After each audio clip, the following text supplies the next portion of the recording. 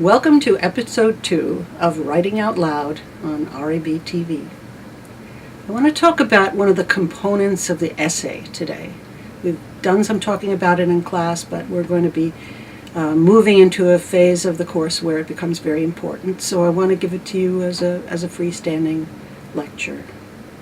Many of us learn in school that a paragraph is the development of a single idea, or words to that effect. But in this class, we will use a different definition that I think is more useful. A paragraph is a unit of purpose. An academic essay, particularly an argument essay, is the exploration of a judgment, idea, or opinion through analysis of evidence and reasoning. And as with any other complex project, in order to discuss it, we divide it into separate tasks or steps that are interrelated in various ways. This makes the overall process of the argument clear to the reader, and thus it enables the reader to interact with the writer by thinking along with the essay as it unfolds. I will be giving you a detailed explanation of the 7 movements we will use as the structure of our essays this semester and the way they interrelate to support the thesis. Today I'm going to give you a short form, and this is what it looks like.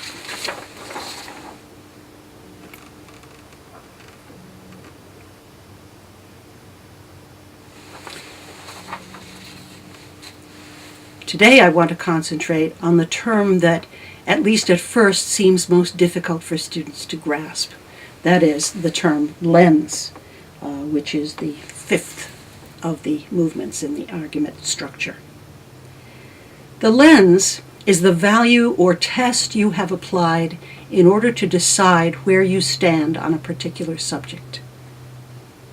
We make judgments all the time in which we use lenses or ideas and values we already have, sometimes so fast that we don't even realize we're doing it. For a reader, we can't merely have a particular value or even merely name that value.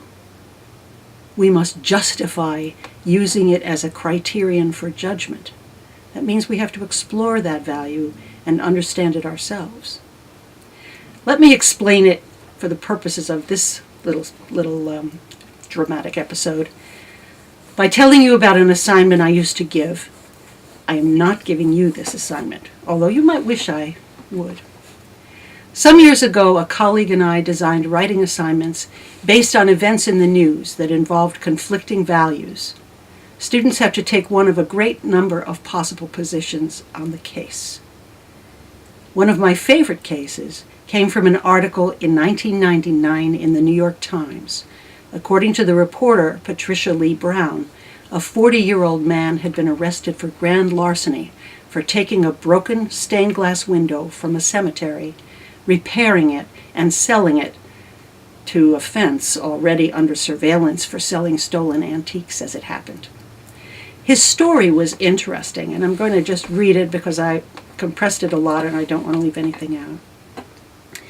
As a teen, he had had no interest in school and dropped out before graduating.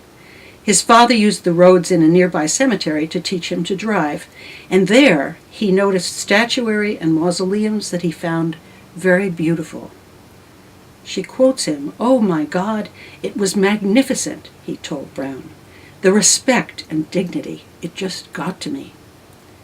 In fact, he was inspired to take a job as a caretaker in that cemetery. In the course of his work, he came across old tombstones and crumbling mausoleums that had fallen into disrepair. Learning that the cemetery would eventually discard them, he took some pieces home to repair and keep for his own. Some of the damaged mausoleums had broken stained glass windows, and he took adult ed courses to learn to work with stained glass. When his collection got too big for his basement and backyard, he began to sell some of the things he had fixed. And then one day, after 12 years of this, he noticed a mausoleum with a damaged window and recognized the window as the work of Louis Comfort Tiffany, a stained glass artist of the late 1800s. He carefully mapped the design, pried the 9-foot, 500-pound window out, and took it home to restore, a labor of love that took him 6 years. It was too big for his house, and he knew it must be valuable as a Tiffany, so he went to an antiques dealer who had written a book on Tiffany windows and sold it to him for $60,000. The dealer sold it to a Japanese collector for $220,000 and was arrested for selling stolen goods. Kazumasa was arrested too. At his trial, he asked what he had done wrong, since the window would have fallen to pieces if he hadn't saved it, and no one seemed to care much about the tomb either. But he was sent to prison anyway. I asked students to answer this question, the question he asked. What had he done wrong? Was he a thief, or was he a hero?